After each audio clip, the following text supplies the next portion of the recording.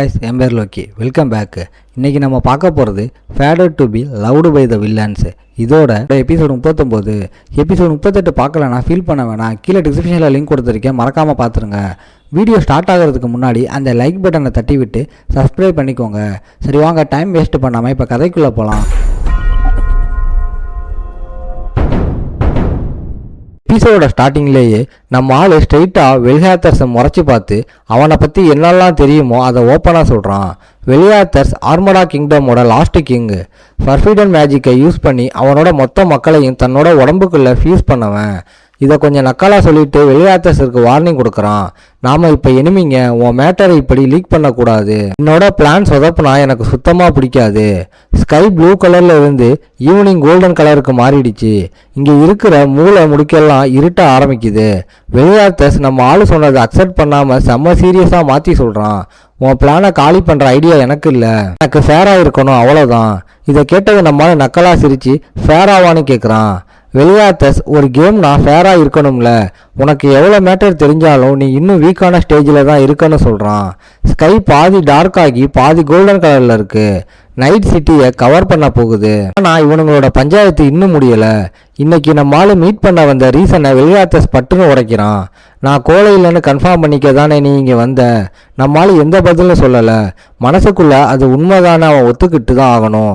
உடனே அந்த மைண்டு சியரை எடுத்து கூலாக ஒரு சிக்னல் கொடுக்குறான். அதை யூஸ் பண்ணதுக்கு அப்புறம் மைண்டில் ஒன்று தோணுது, ஆனால் வெளியில் சொல்ல பயப்படுறான்.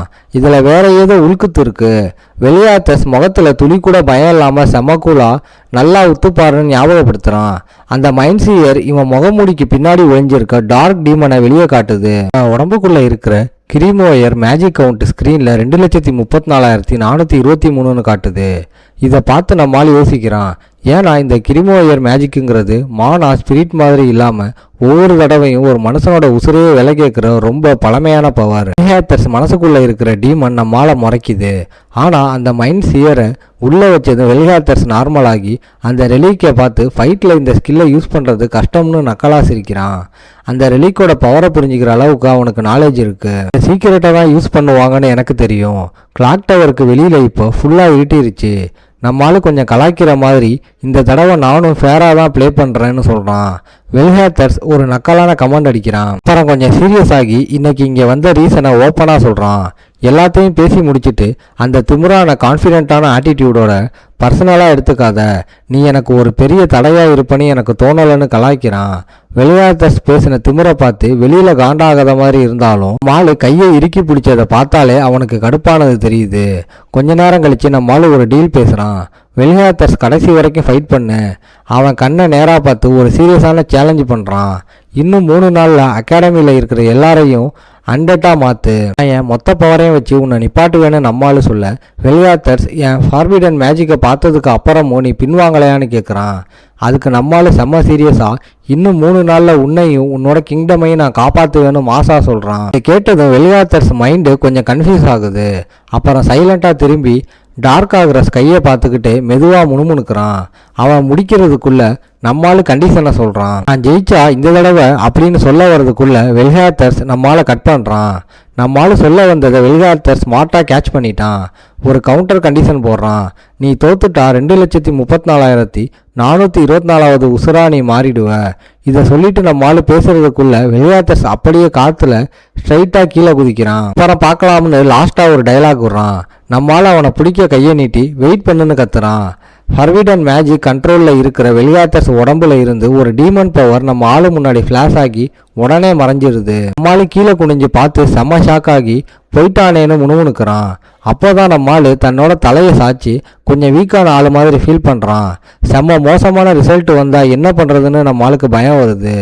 ஒருவேளை நான் தோத்துட்டா தன்னோட மைண்டு நெகட்டிவாக போகிறத புரிஞ்சுக்கிறான். உடனே தன்னை தேத்திக்கிட்டு, இல்லை நீ ஜெயிக்கணும்னா தோக்கிறத பற்றி கனவுல கூட நினைக்கக்கூடாது, அதுதான் மெயின் ரூல்.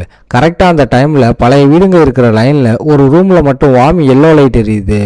லூசியன் அந்த ரூமுக்கு வெளியில் ஜன்னலில் சாஞ்சிக்கிட்டு வானத்தையே வெறிச்சு பார்த்துக்கிட்டு உள்ளே இருக்கிற யூரியாவை கூப்பிட்றா. மாற்றிட்டியா? யூரியா முடிச்சிட்டேன்னு சொல்கிறா. லூசியன் மறுபடியும் அவள் பேரை கூப்பிட்றா. ஏதோ ஞாபகம் வந்த மாதிரி லூசியன் பற்ற வைக்காத சிகரெட்டை வாயில வச்சுக்கிட்டு உள்ளே இருக்கிற யூரியாவை பார்த்து அசால்ட்டா, ஓ சாரி, நான் அவ்வளோ சீக்கிரம் யாருக்கும் ரெஸ்பான்ஸ் பண்ண மாட்டேன்னு சொல்கிறா. அப்புறம் இந்த ட்ரெஸ் எப்படி இருக்கு, உனக்கு பிடிச்சிருக்கான்னு கேட்குறா. யூரியாவுக்கு அப்படியே வெக்கத்தில் முகம் செவக்குது. தயங்கிக்கிட்டே, ஆனா சிஸ்டர், நான் இந்த மாதிரி ட்ரெஸ் எல்லாம் போட்டதே இல்லைன்னு சொல்கிறா.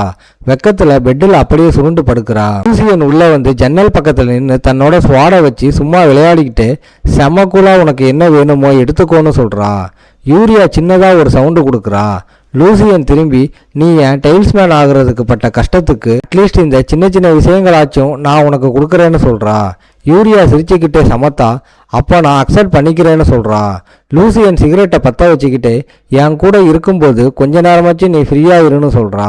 சிகரெட்டு பற்ற வைக்கும்போது லூசியன் மைண்டில் ஏகப்பட்ட யோசனை ஓடுது. இந்த செவரிங் கட்ஸ்னால உன் மனசு உடஞ்சிருக்கும்னு நினச்சேன், ஆனால் நீ இன்னும் இன்னசென்ட்டாக இருக்கிறது ஹாப்பியாக இருக்கு.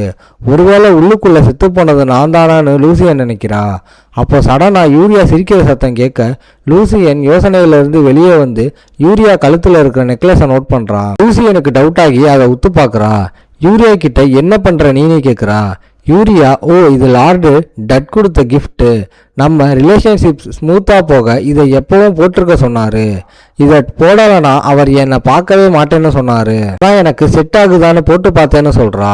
இதை சொல்லிட்டு யூரியா செம்ம க்யூட்டாக லூசியனை பார்க்குறா. லூசியன் அப்படியே ஷாக் ஆகி ஃப்ரீஸ் ஆகி நிற்கிறத பார்த்து சிகரெட் பிடிக்கிற கை கூட அசையாமல் முறைக்கிறா. நம்ம ஏதோ தப்பா சொல்லிட்டோமோன்னு யூரியா பதறி போய் சமாளிக்கிறா. ஐயோ சிஸ்டர், இது நீ கொடுத்ததை விட ஸ்பெஷல்னு நான் சொல்ல வரல. ஆனால் லார்டு டட் என்னை பார்க்கணும்னா நான் இதை போட்டு தான் ஆகணும். ப்ளீஸ் தப்பா எடுத்துக்காத. யூரியா பதட்டத்தில் கையாட்டி கொஞ்சம் பயத்தோட லூசியனை பார்க்குறா. லூசியன் மறுபடியும் நார்மலாகி சிகரெட்டை பற்ற வைக்கிறா. பற்ற வச்சதும் லைட்டரை மூடிட்டு சிகரெட்டை வாயில வச்சுக்கிட்டு சாஃப்டா யூரியான்னு கூப்பிடுறா. லூசியன் புகையை வெளியே விட்டுக்கிட்டு கொஞ்சம் நக்கலா, அந்த டெவில் பையன் இப்போ எங்க இருக்கான்னு கேட்குறா.